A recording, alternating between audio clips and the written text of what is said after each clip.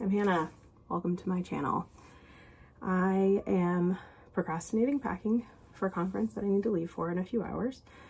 I have a lot to do, plus my normal job, because I'm also doing that. And so I have decided to go ahead and film a video that I've been trying to film. And if you can hear my cat, I'm so sorry. This is just the best place to film in my house right now because everything is chaotic. I wanted to quickly go through the books that I read in January of 2026. January was a huge month for me. I went to Oxford for several weeks. I had to write my comps in January.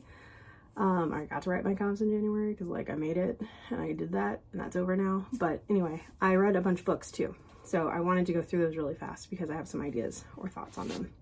First up, I finished The Secret History, Donna Tartt. Everybody's read this.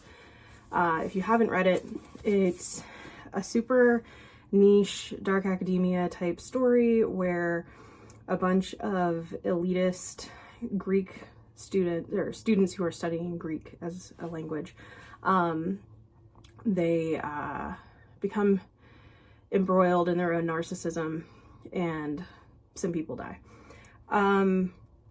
It is a fascinating story. It's beautifully written, but it's a fascinating story mostly about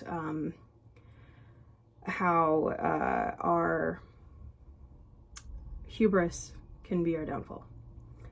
Very much in those veins.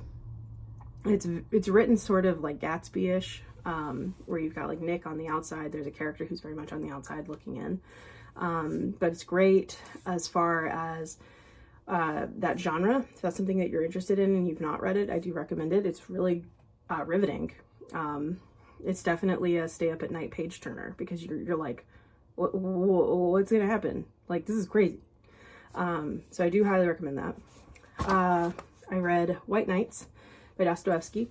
I don't know when I came across that. Someone on Substack was reading it and I thought, man, I've never read that Dostoevsky. I'll give it a whirl. It's super short. I read it in a day. A few hours. It's super short. And I would say that it is an interesting story from the perspective of a man who feels somewhat adrift and then meets someone that he finds fascinating and then he anchors to this idea. It's a very illusion-based, in his head kind of obsession. It's interesting, it's sad, and it certainly has a lot to do with the narratives we tell ourselves in the quietness of our own minds that have no basis in reality. So it's very interesting. I did enjoy it, but it's super short. I probably wouldn't read it again unless I needed to for some reason. My cat might also make an appearance, just FYI. Third book I read, apologies for the cat, The Suspect, Wright. Finished it in Heathrow.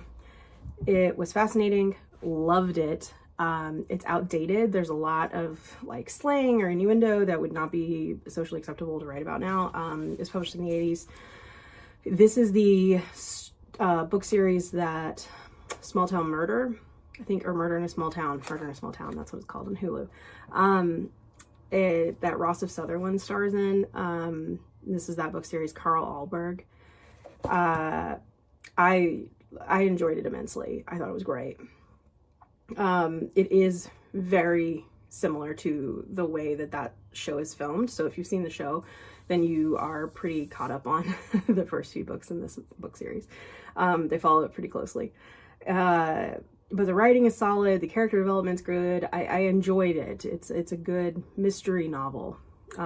So I do really like Ella Wright, and she will make another appearance. Death of an Englishman and a Beer. I bought this at Blackwell's the night that I got into Oxford, and I read it while I was in Oxford. It's phenomenal. It takes place in Oxford. It's about a writer who's trying to uncover the mystery of this dead kind of faux shock jock academic who's supposed to be writing this fantastic biography, but then he died and the book disappeared and she's got to figure out the mystery of what happened in this book. Fabulous. Cannot recommend this enough. highly recommend. I read Advent, Gunnarsson. This is a light story. It was the book of the month at Blackwell's, I think last month, or December. But it's a story of a man who goes into the woods to retrieve sheep that have been left behind. And it's a great story about like perseverance, community. It has that timeless aspect to it because it's not proxy to any kind of modern movement. And so it's an older story. It's very well done. I enjoyed it immensely. I would read it to my kids. So I definitely enjoyed Advent. The Full Moon Coffee Shop. I don't know why I was about to say Cat Cafe. Full Moon Coffee Shop. I cannot recommend this book enough. This book is exceptional. This book is phenomenal. This book I plowed through on my way home. Like, finished reading it on a plane and then was like devastated because I was done. It's over. I wasn't ready for it to be over. I needed to read it again. It was so good. It was so captivating. I loved it so much. It's a story of these interconnected lives of these individuals in Kyoto, and these moments where they're like super stressed or anxious or something's going on, they encounter the cat cafe, just like my cat, who continues to show up. I cannot recommend that book enough. It was phenomenal. And then the last book I read in January, L.R. Wright, Sleep While I Sing. This is the second book in the Carl Ahlberg series. This is, it was also covered in the TV show. So if you've seen the show, if you're caught up on the show, then the story is covered because it's the art teacher thread with the guy that draws the portraits. And so it's fascinating. It's a great story. Having already like seen the story on Hulu, like I kind of knew what was happening and like what was going on. But I enjoyed it immensely, and the writing is still exceptional. Does anyone else on YouTube have their cat just like plop into their videos? Anyway, Sleep While I Sing. If I had to pick my favorite book for the month, Full Moon Coffee Shop. 100%, hands down. I wish I could read this book again for the first time. I have recommended it to so many people. I will not loan out my copy, even though I do that all the time. And I think that books should live with people. I think they should not just like sit on shelves. But this feels so close to my soul. And I don't want to loan it out. But I've recommended it to so many people. So highly, highly, highly, highly recommend. Please look it up. Or any other books. I will have their authors' information in the bottom of the video.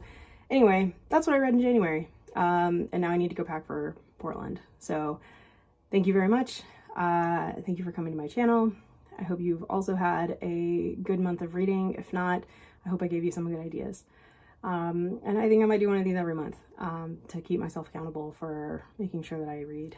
So I feel pretty proud of myself. I mean, I started The Secret History in December, truthfully. Like, I didn't finish it for 2025 like I'd intended, but I finished it in January. So, you know, life happens. But I feel like this was really good. This was a good number of books to read in January. So anyway, you guys have a great day, and I'll see you at the end of February.